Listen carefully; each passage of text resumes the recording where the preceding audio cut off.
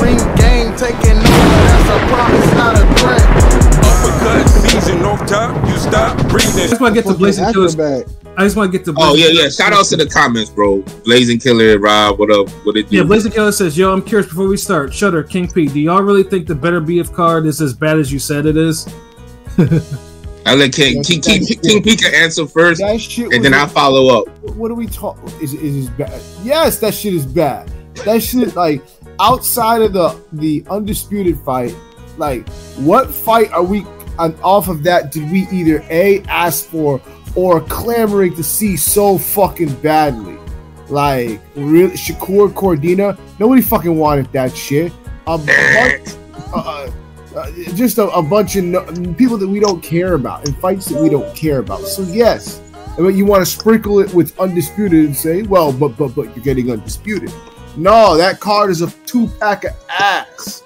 Yeah, there's only two, and just to elaborate, there's only 2 other fights out of that whole card that are worth even televising. Like, and that's the damn Scott Nicholson Chapman fight and the Wardley Clark.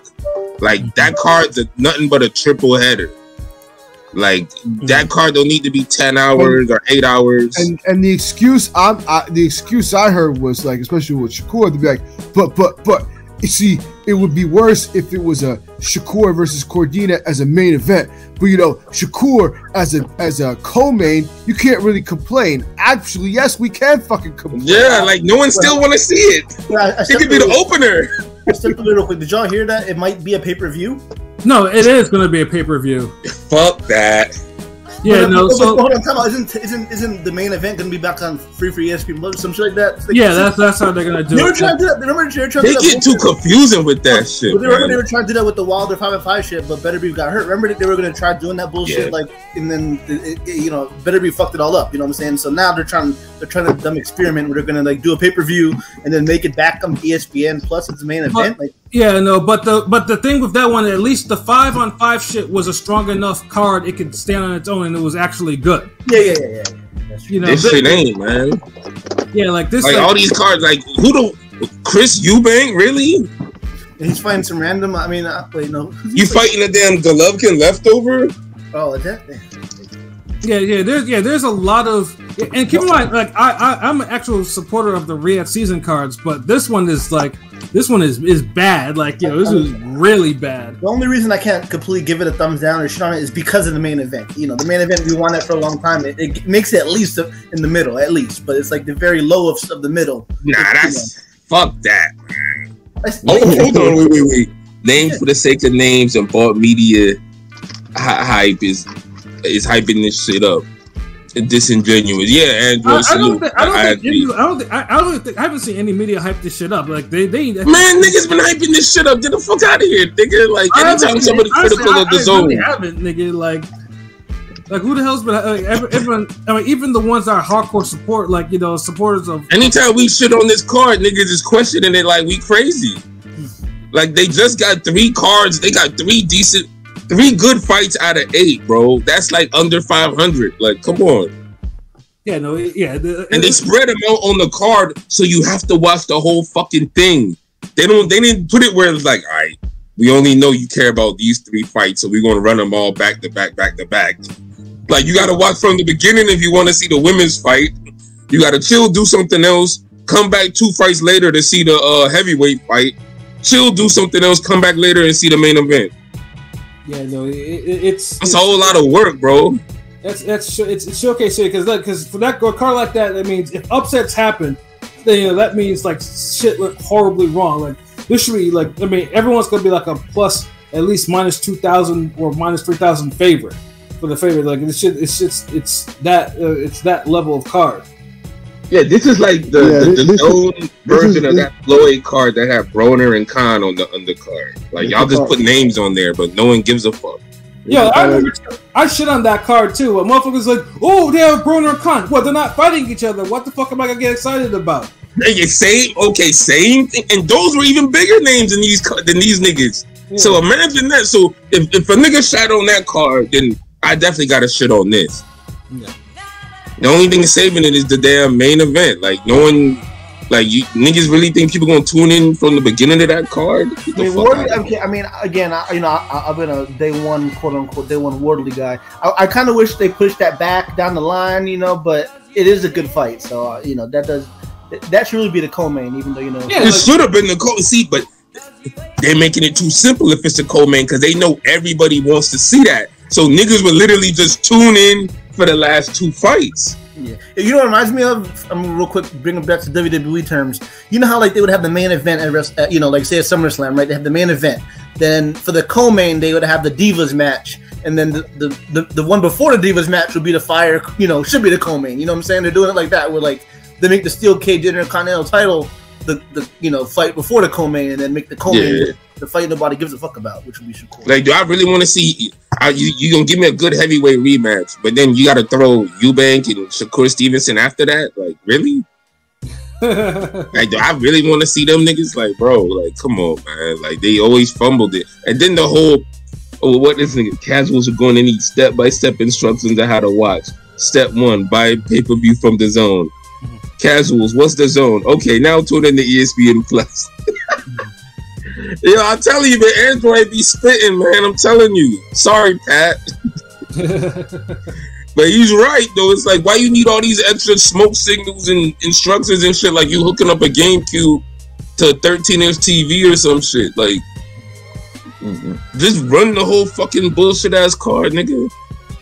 Yeah, that's the thing. Like, they should just leave the whole split shit alone. It's either you put everything on ESPN Plus or you put everything on the Zone pay-per-view or whatever the fuck. Like, personally, it should probably be on ESPN Plus, but all of it. But it's like on this damn go here, go there. Okay, after you go to 7-Eleven, I need you to go to damn Walmart to do this, and then after you go to Walmart, I need you to do this at Target. Like, motherfucker, if you don't condense this shit.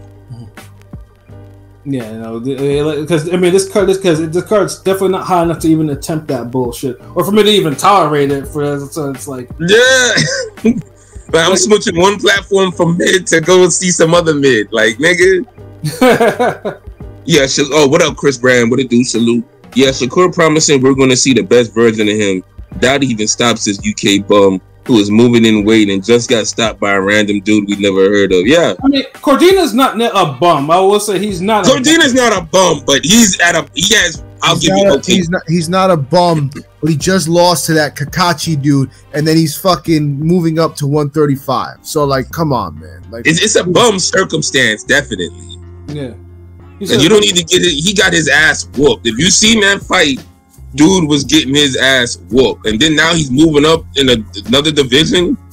Like, yeah, like that's a jobber situation. That's jobber momentum. Yeah, I mean, I can't call him a bum because he's a former world champion. He's not a bum, but he doesn't deserve a fucking fight at a higher weight class with one of the top names at that weight class when he lost to a guy that sounds like a fucking name off an anime fucking show. The name of pasta. And also the fight before that he should have lost to the guy that Ray Ford had a struggle with. You know what I'm saying? He lost that Vasquez fight really, but he got a gift. He got his hometown gift. But it's like, come on, man, he coming off 2 bad performances. All I'm saying is, like, Eddie always finds a way to look out for these UK blokes. Like, no American ever gets that type of treatment from him, but he somehow convinced all the Americans that he's looking out for them. Like, y'all boxers, y'all slow as fuck. My whole thing would be like, how come you couldn't make Andre the star? Like, before I signed you, tell me why we never got Andre on an Anthony Joshua undercard. How come we never got him no big fights? Like, explain that, because everybody just overlooks all that shit and just say, all right, I'm going to be that one nigga that signs the Death Row Records that's going to get a regular paycheck.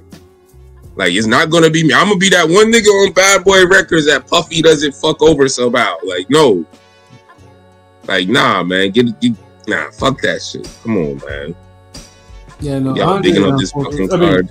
I mean, the only thing I can say about Andre with Eddie is that's the most stable part of his career because dude burns bridges a lot. Yeah, of course, but it's like this nigga Eddie Hearn keep talking about he's making these superstars and all this shit, and he's the best promoter, and I'm just like, where they do that at? Like, what is the fucking proof? Yeah, I mean, we talked about how you couldn't even name one American star that Eddie Hearn made. Like one. Because you can't. It don't exist. The only thing I give him credit for is the goddamn he helped elevate women's boxing. He definitely had a hand in that. I give him all the, but even then, Jake Paul had to come in and help him get the damn Serrano Taylor fight, which is the damn crown jewel of that women's boxing. So it's like, you can even do it. You can even do the biggest thing he did for himself. You can even do for himself. Well, the biggest thing he did for himself, he couldn't do it again on his own on the platform. Bro. That either, yeah. So it's like, come on, man. Like y'all niggas, like I don't get it. Like there's no hate. You know what I'm saying? I give even with Turkey, like he gave the heavyweight division a crazy boost. But all this other face of boxing, savior, this, all like, nah, I just don't see it. Like, yeah, no, this is like the first Riyadh season card. I'm just like, ugh. I mean, I'm gonna watch it because it's what I do. But it's not gonna be. I'm just gonna be hoping for upsets, just lots of them, because it might be hard to even make a parlay or make a good parlay out of it unless I actually predict an upset. Man, what? Just Cordina by. I don't see no upsets on this card, yo. Blazing Killer. One thing I will say about these turkey cards are the best when it comes to getting people to watch the card regardless of opponent. They see someone they know, they click on it. I don't think that's how it works. Yeah, I'm like, hold on, wait, what? Yeah, like usually, maybe for hardcores, because it's really all this shit is for hardcore boxing fans. But I know you can't sell boxing strictly to the hardcore, so that's why I'm always have an open mind to include everyone. But not everybody look at it that way. And he lucked out with Joshua. Anyone could have made him a star. Well. I mean, Joshua was going to be a star regardless. It didn't matter who he was going to sign to, yeah. Yeah. Like, come on. Like, this nigga is like, y'all lower the bar for Eddie Hearn's promotion. But everybody else is like, niggas got to give you the cure for AIDS, cancer. They got to bring back fucking Sugar Ray Robinson, hologram. Got to fight Muhammad Ali, hologram. Like, they got to do all this extra shit. Like, Eddie Hearn just be doing these bullshit ass regular cards and niggas be like, yeah, he's the best promoter in the... Dude, who the fuck? And they giving this nigga a goddamn documentary on Netflix? Like, who the fuck? Like, I don't know. Honestly, like, time now. I don't get this generation, like, where, like, motherfuckers just want to watch bullshit. Like, who the fuck thought it was a good idea to say, you know what? You know those guys who work in the office with the suits and ties? I wonder what they're up to. Not the boxers. The niggas who's running the damn Excel reports and shit. Like, come on. I mean, for his luster world, he'll be ghosted by 2026. Enjoy it for now. Yeah, that's what it's looking like, bro. Like, this shit ain't. Well, I mean, it depends. I mean, he's gonna have to rebound because I know he has at least 2 cards outside of supposed to be like 2 more cards after Better Beef Bivol. He's gonna have to he's gonna have to kind of redeem himself after that. Like the UK one is actually competitive, but it's strictly a UK card one, so it's not. Who else on there? Yeah, huh? Who else on there besides Joshua and Dubois? That one's actually kind of good. That one got oh my god, hold on. Josh Warrington's on there. Hamza Shiraz. They got Hamza's fighting the guy that knocked out Tyler Denny, the one that knocked out the fucking. Yeah, he's a spoiler, a pure spoiler. Yeah. So the fights are actually fine. They're not going to appeal to American audiences. I got it here. Oh, that's not it. Shiraz versus Adames would have been a better fight. Yeah, that should have been Adames, though he claimed he was injured. Liam Smith versus Josh Kelly, the guy that knocked out. For some reason, I actually like that fight. The guy that knocked out fucking Kakatse, he's fighting Warrington. Liam Smith versus Josh. Oh my god. Yeah, Buatsi versus Hutchinson, and Kakatse is fighting, of course, Headbutt and Warrington. So it's decent. Yeah, I'm here. How the fuck does Warrington keep getting these title shots? You know what? Never mind. Don't answer that question. I mean, I guess that is decent. What, that's like 4 fights? There's not going to be another 8-hour telethon card where you got to save the fucking rec center ass shit.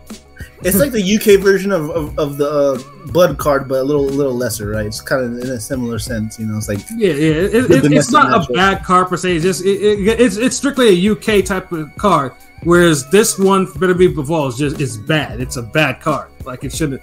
Like someone was like, you know what? I don't feel like really matchmaking today, earning my money. So I'm just gonna put whoever with this, and then they're gonna like it or they're gonna pay for that shit. Yeah, like we get the main event props, but that's where it stops. Yeah, like y'all could have made that a triple header, but nah, y'all trying to make a goddamn telethon marathon card type shit, bro. Yeah, names, fuck them names, nigga. Yeah, the names. The names don't mean much unless they're fighting someone else they're supposed to be fighting. They're fighting an actual good opponent. Like you see, Eubank Jr. shouldn't be fighting who he's fighting. It's just Shakur should be fighting who he's fighting. There's too many of that on this card, and I'm just like, yeah, it's of course, Blazing Killer. Like that's one of the best main events in boxing. Like we can't. No one's shitting on the main event, but no main event is that good or that great where the undercard doesn't matter at all. Like, yeah. And I am more hyped for Better Be Bivol than Fury Usyk. It is a better fight, honestly. Yeah, absolutely. And we wanted it for that forever. Like shit. But we thought it would just get a better presentation. You know what I mean? Like, man, I thought it would get a better card because the undercard for the original undercard was fine. I thought we were gonna get an undercard that was up to par at least. Least. They just dumped a bunch of names on this one. Like, all right, fuck it, here, y'all niggas fight. Yeah. Like, no rhyme or reason. Yeah, no. Yeah, no rhyme or reason. Y'all just did random select mode. Y'all got Chun-Li and E Honda fighting in Africa. Like, y'all just did whatever the fuck y'all wanted. Like, nah. Like, yeah. But yeah, hopefully the card is entertaining, and the main event lives up to the fight of the year potential it's always had. But yeah. I mean, really with cards like that, you only hope for the fuckery factor to be high. Like, there's gotta be a lot of fuckery. There's gotta be upsets for the shit to really actually, for the shit to really actually be, actually really be good.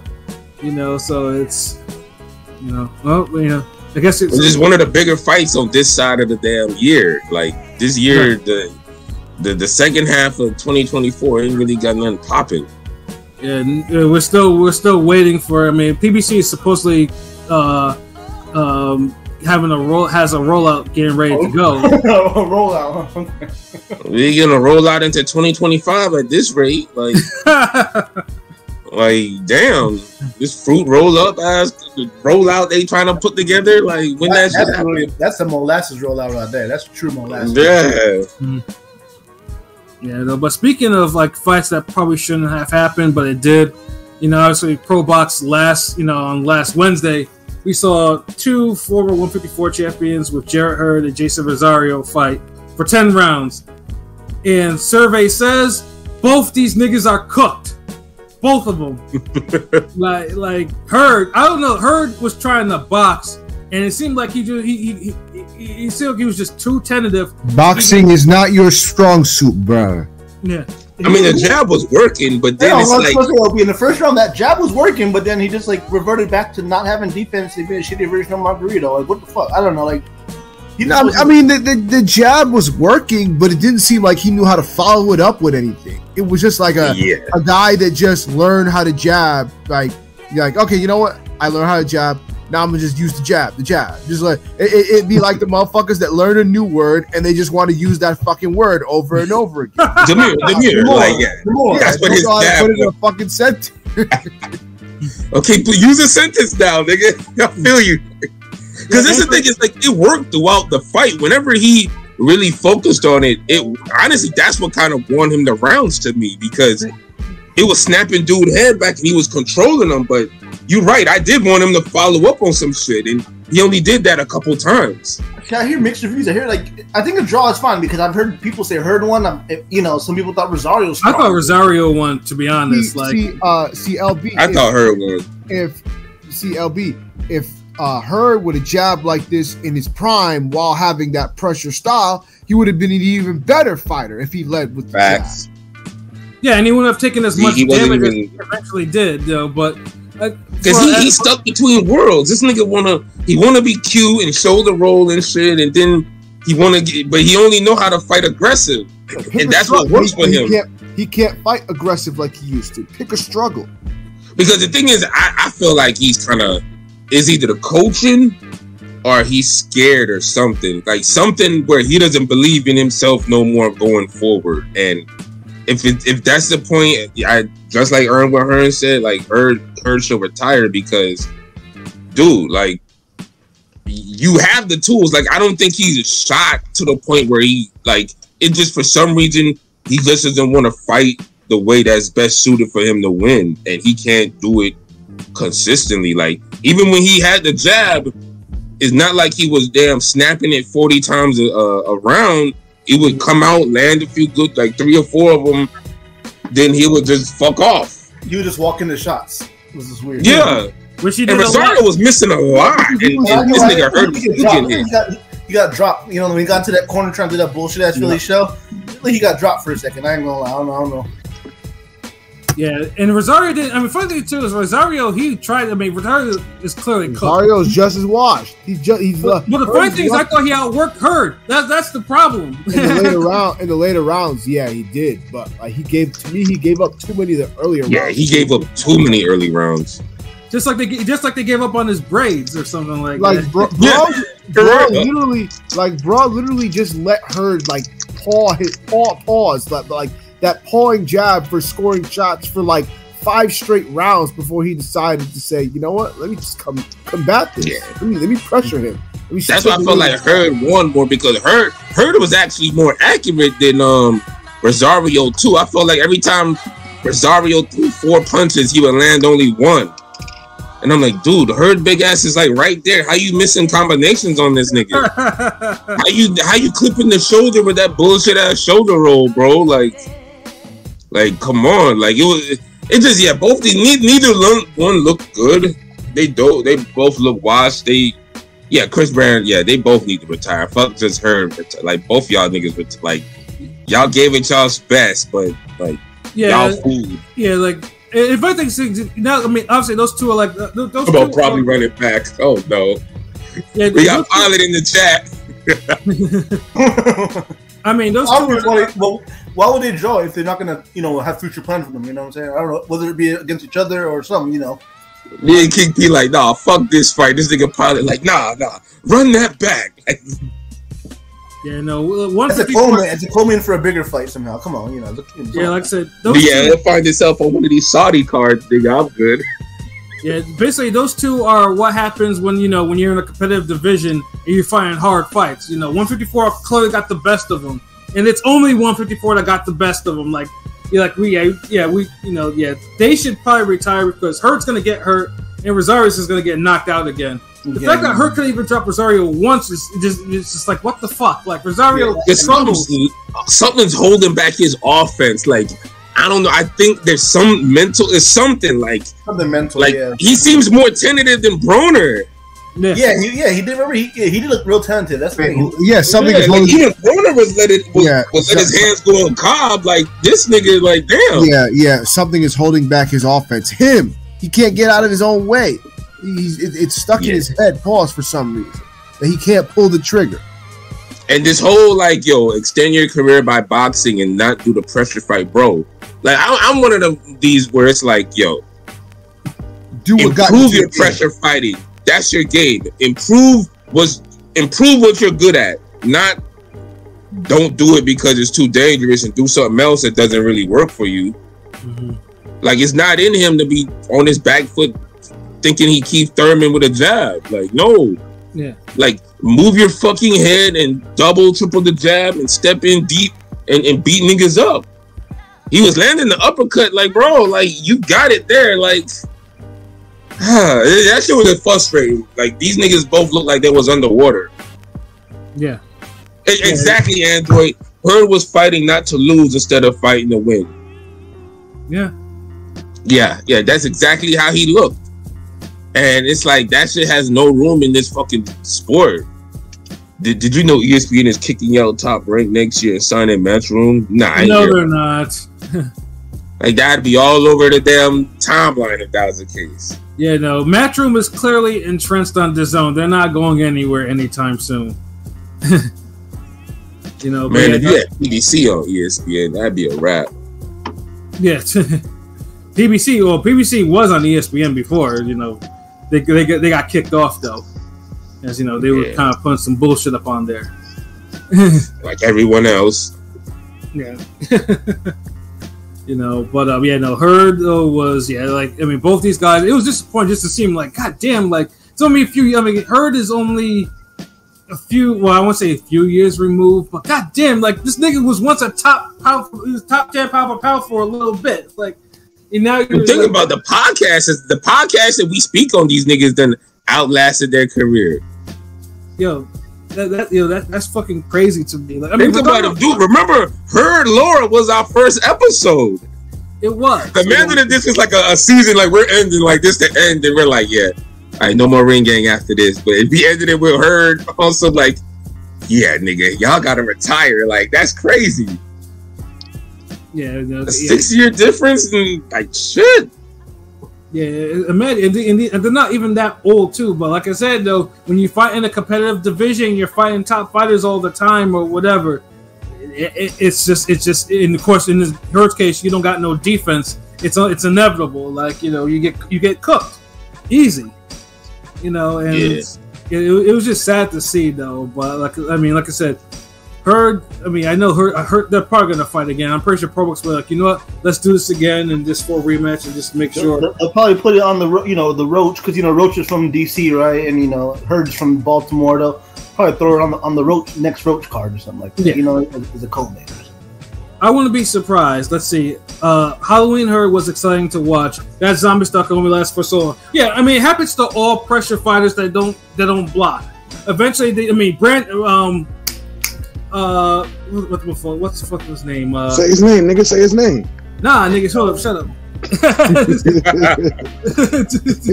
You got it. Yo, shut up, yo. Brandon Rios, there we go. Yeah, Brandon Rios, he was the same way too. Brandon Rios used to take shots like that all the time.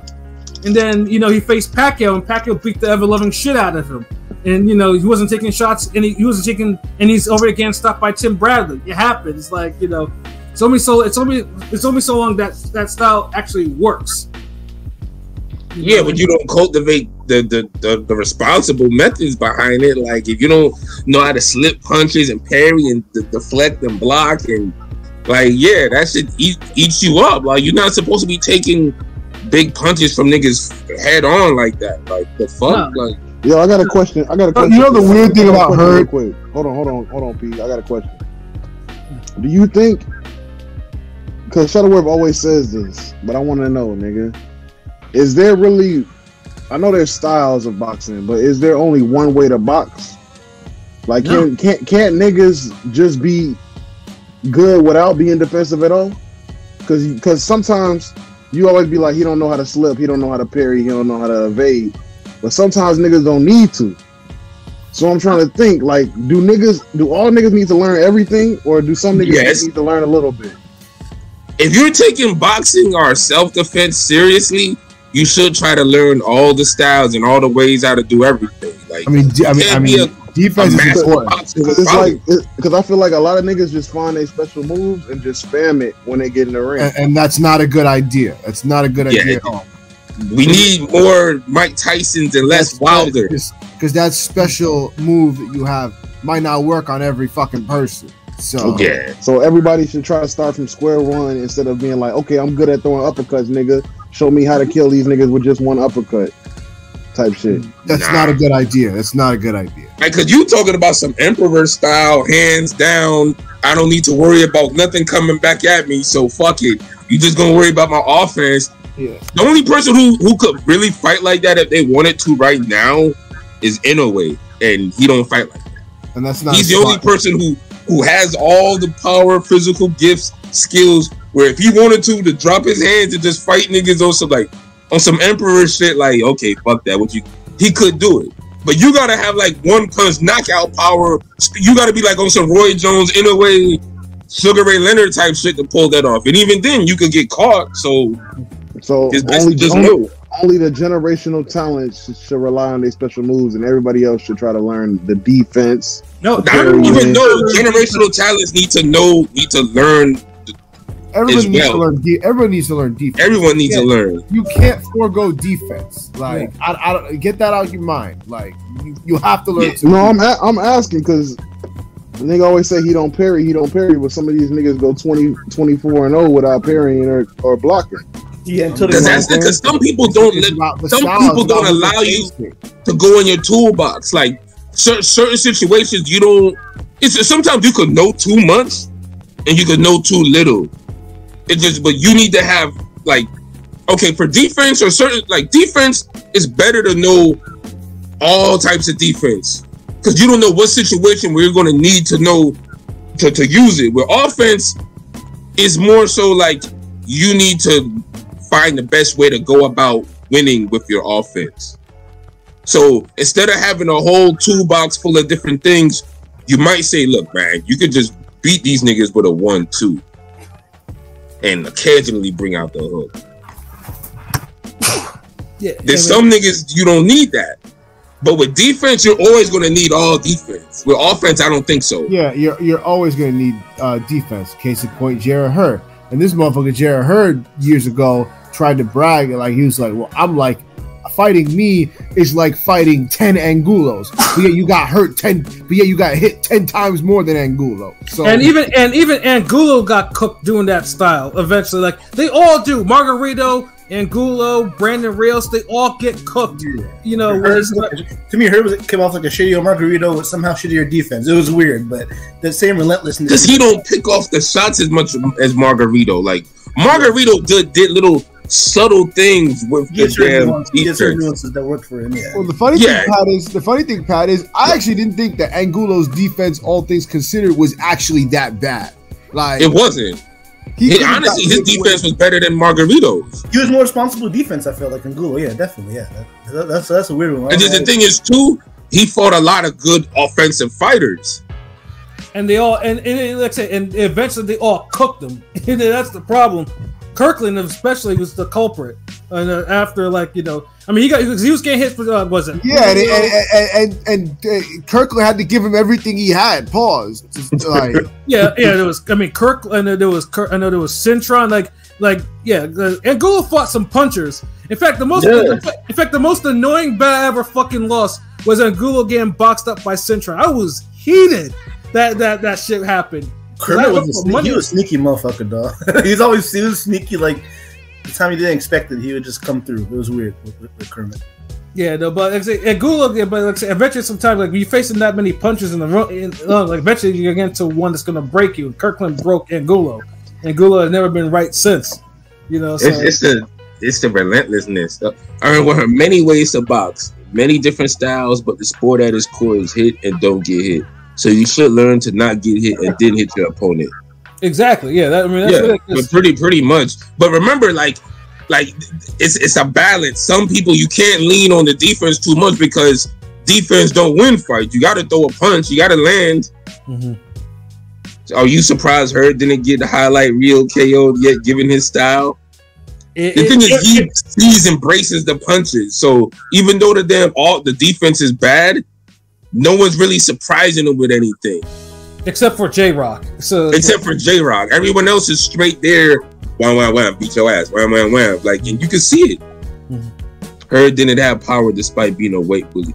He had that type of Tyson Fury power where it's more so it's heavy and it's weighted. It's more physical. It's big. It's not like a great fucking snappy punch where he's turning the fist over, he's clubbing big man shots. I mean, he KO'd Austin Trout, and Lord knows how many people. He's the only one to KO Austin Trout, and Lord knows how. So he had something. He has power, but it's different types of power. Hurd power at a 1 through 10, I think Hurd power is more like a 7. When he started rolling downhill and he got you tired after beating his ass for 5 rounds. Mm-hmm. Then that power start feeling like damn David Tua and shit because you're tired and the motherfucker he's still in front of you, and even though you're landing and it's not doing anything because he sees it, he feels him, he's get hit, and he still walk you down. Yeah, I mean that's why Harrison and Trump got KO'd like he did, and then Laura would have almost got KO'd. You know, so it's like, you know, yeah, he got dropped though. Yeah, 3-fight run. I mean, he was a big dude. You know, I wouldn't say he's a weight bully because he didn't make the weight. Maybe he should have moved up. Maybe I don't know, but it's hindsight 2020. You know, hindsight. But it was more a skill ring IQ thing for her more than anything. Yeah, but her the defense, like that nigga should be locked in a room watching nothing but Roman Gonzalez fights. Yeah, but I mean, honestly, if Herc actually rebounds and actually gets another belt or whatever, I mean, middleweight is a shit division. So who knows? He if he fights the right one, he could probably. I mean, hell, run Laura too. I'd rather see that shit than Danny Garcia shit any fucking day. Facts. They might as well run that shit. Well, see, well, that's the thing that fight's taking to 157. I think the weight for the Hurd Rosario was like 163 or some shit. Or, you know, it was above middleweight. It was above the middleweight. Yeah, exactly. Like Hurd. I mean, Hurd can. I mean, I'm pretty sure Hurd can slim down like 3 pounds to go, you know, fight at middleweight. Like, there's nothing at 168 for him. Yeah, 168 is probably a little too much for you. He'll get knocked out. Yeah, he will get highlighted at 168. Yeah. But 160 might just. And we don't care if he's a brace for the punches or not. It don't matter. Just because you see it, don't mean it can't hurt you. Imagine a Cuban dude that just, you know, that Cuban dude that knocked out a Becco fighting her. That would probably be brutal. Like, I'm just saying, you know, that Iglesias guy or something like that. It's just not. Oh yeah. Ain't gonna be in the crunch for it. And then remember, like, the uppercut is right there to land on her, but he hasn't fought people who really throw good uppercuts. No.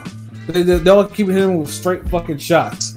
Because sometimes it's like, when you see a certain punch land and it's easy to land, you don't think about nothing else. It's the whole toolbox shit. Like, why I'm going to throw a left hook or a smash or a right uppercut or overhand when this simple as 1-2 is working? Yeah. I mean, like I said, Wilder, you know, crafted a whole career on that. But like I said, you know, Wilder meets its level, and you know, you saw what happens once people start like, oh, wait a minute, hold on.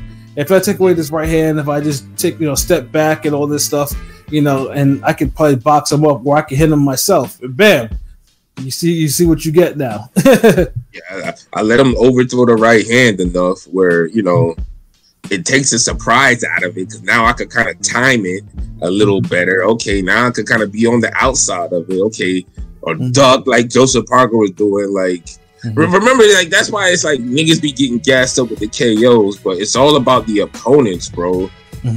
Not everybody's just going to lay down in front of you. And that's what niggas was trying to say with the whole Wilder shit, but people were just, oh no, the right hand. Yeah, I was like, yeah. The right hand is different when you throwing it on better opponents, as niggas is more skilled. Not everybody just gonna be right there, like, all right here, like, this is a good spot. Like, no. Yeah.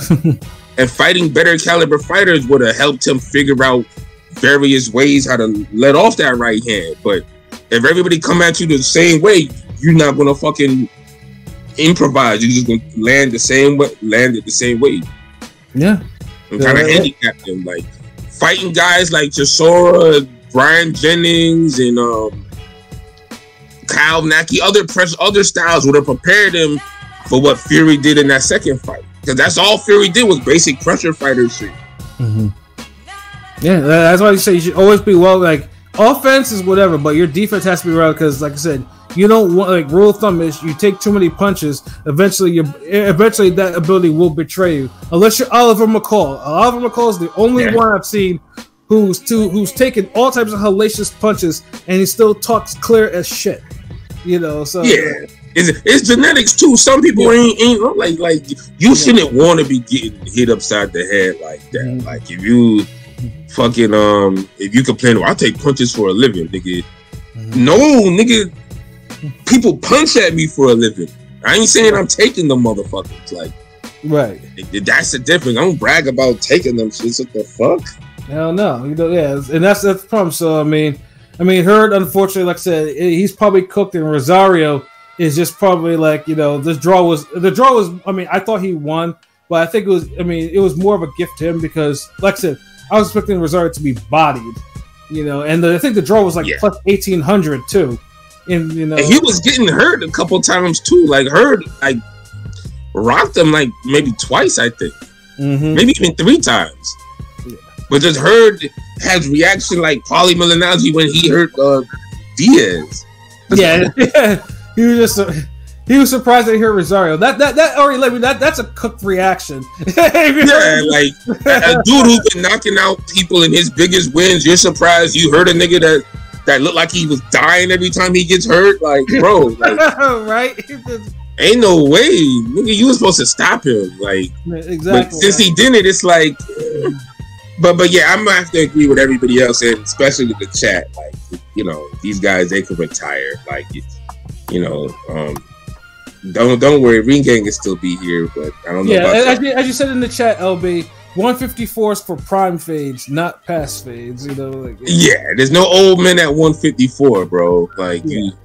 You get in there, you do what you got to do, and then you leave. Like, if you hang around, you know what I mean? It's like going to certain clubs, man. You go in there, talk to the bitches, get your numbers, get your drink, you chill. But at a certain time, you know, a certain element going into that area, and it's like, all right, I think I had enough. Yeah. It's time to go home. I see the Goonies is lurking, like niggas, the niggas who showed up late just to start shit. Like when them niggas come to the party, it's like, all right, I think I kind of two-stepped enough tonight. Yeah. Let me get out of here. So yeah, that's 154. Exactly.